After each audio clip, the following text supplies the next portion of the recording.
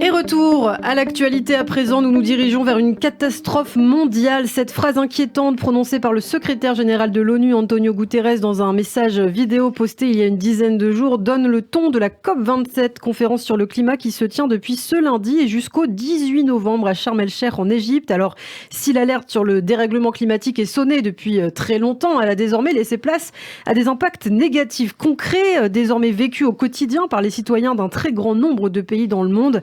On va en parler, sécheresse record en Afrique de l'Est, inondations géantes au Pakistan ou plus près du monde occidental, canicules et feux géants en Espagne, en France, on l'a vu cet été, ou aux États-Unis. Plus grave qu'auparavant, le contexte dans lequel se déroule cette 27e édition de la conférence des parties appelle donc les États membres à accélérer leur action climatique. Et c'est l'occasion ce matin avec vous, Christophe, de faire donc un tour d'horizon des principaux chantiers sur lesquels les grands États devraient travailler à partir donc de cette semaine. Eh oui, et de nombreux chantiers. Le premier serait bien sûr la baisse des émissions de CO2, une baisse toujours insuffisante.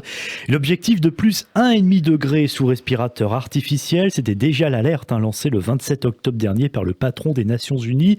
Une référence à l'objectif historique de baisse globale d'émissions acté en 2015 dans l'accord de Paris pour limiter le réchauffement. Ainsi, si à la COP26 l'année dernière, tous les pays signataires s'étaient engagés à réviser annuellement leurs ambitions de réduction de gaz à effet de serre, seuls 24 d'entre eux ont joué le jeu.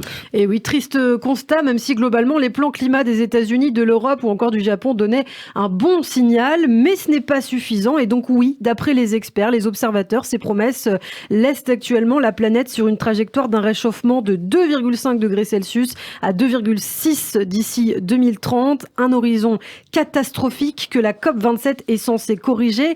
Alors en perspective, la COP28 en 2023, dont la mission sera de faire le premier bilan mondial de l'accord de Paris justement pour le climat. Quel est les autres enjeux de cette conférence, Christophe ? Eh bien cette année, la COP est accueillie et présidée par l'Égypte, pays d'Afrique au poids géopolitique non négligeable. De nombreux pays de ce continent, plus largement, les pays en voie de développement vont profiter de cette configuration pour faire entendre leur voix et tenter de peser un maximum dans les négociations. Une mobilisation motivée par une réalité très concrète. D'après un récent rapport de chercheurs, 79% des décès enregistrés depuis plus de 30 ans, depuis 1991, et 97% du nombre total de personnes touchées par des événements climatiques extrêmes l'ont été dans les pays en développement. En 30 ans, ces phénomènes hors normes auraient plus que doublé selon cette étude, faisant plus de 676 000 morts. Et dès lors, la question de l'aide financière à l'adaptation et de l'indemnisation des dégâts climatiques irréversibles a de fortes chances d'être mise à l'ordre du jour donc de cette COP27, une demande portée tout particulièrement par les pays pauvres, bien sûr, les pays en développement qui manquent cruellement d'argent pour faire face aux effets du changement climatique. Effectivement, principaux responsables du changement climatique d'après les scientifiques, les pays riches attendus au tournant sur ce sujet de justice sociale et climatique. En 2009, ils s'étaient engagés à mobiliser 100 milliards de dollars par an pour aider les pays du Sud à s'adapter, montant qui n'a pas été atteint. En 2020, les montants mobilisés conjointement par les pays développés s'élevaient à un peu plus de 83 milliards. Selon l'ONU, les flux financiers internationaux pour l'adaptation au changement climatique dirigés vers les pays en développement sont 5 à 10 fois inférieurs aux besoins estimés. L'écart continue de se creuser. Malheureusement, alors par ailleurs, sur le volet de l'indemnisation des dégâts irréversibles, il n'existe pour le moment aucun engagement financier de la part des pays développés, mais le sujet pourrait être dans l'agenda des négociations donc cette année lors de cette COP27.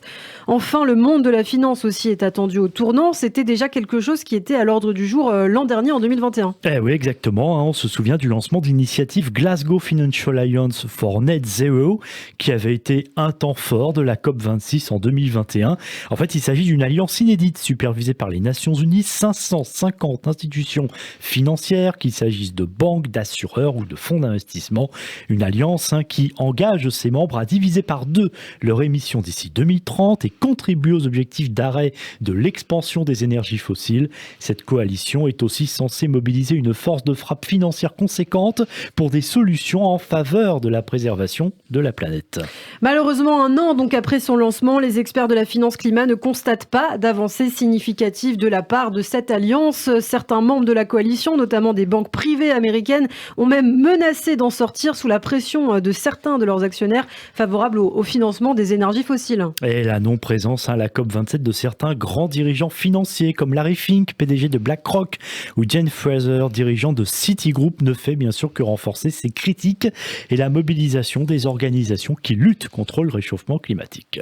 Alors il y a beaucoup d'enjeux, on l'a dit, pour cette COP27, et ce qu'il faut préciser justement aussi ce matin, c'est que cette conférence est également percutée par des tensions géopolitiques grandissantes. C'est l'une des principales différences aussi par rapport à la COP26 de Glasgow l'an dernier, puisqu'on le rappelle, la guerre en Ukraine a éclaté en février de cette année 2022, et c'est quelque chose qui est évidemment pris en compte pour cette conférence sur le climat. Et oui, ce bouleversement géopolitique majeur entrera forcément en ligne de compte au sein des négociations climat cette année, avec tout son lot d'incertitudes qui va avec, notamment sur les stratégies énergétiques des pays les plus influents politiquement, la Chine notamment, qui dans un contexte d'inflation des prix des carburants soutient sans ambiguïté sa production de charbon pour renforcer sa sécurité énergétique. Avec cet enjeu, s'ajoute la crise de sécurité alimentaire pour beaucoup de pays du Sud.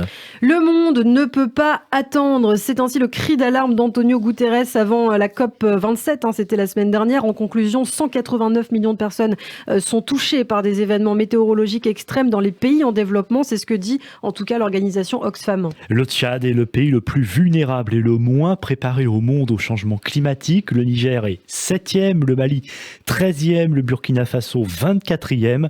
Un drame donc pour le Sahel, notamment particulièrement visé, qui subit de plein fouet les crises climatiques, sécuritaires et la faim, sans oublier bien sûr le terrorisme. La zone paie le prix des impacts du changement climatique sans en être responsable. Incertitude politique, innovation scientifique, guerre en Ukraine, transition énergétique et écologique. Alors comment appréhender ces mutations? Comment se positionner? Eh bien, on suivra bien sûr les négociations lors de cette COP27 qui se tient en ce moment même en Égypte. On en parlera aussi avec notre invité François Gemène, spécialiste de l'environnement, de géopolitique de l'environnement. Ce sera vendredi matin à 8h30.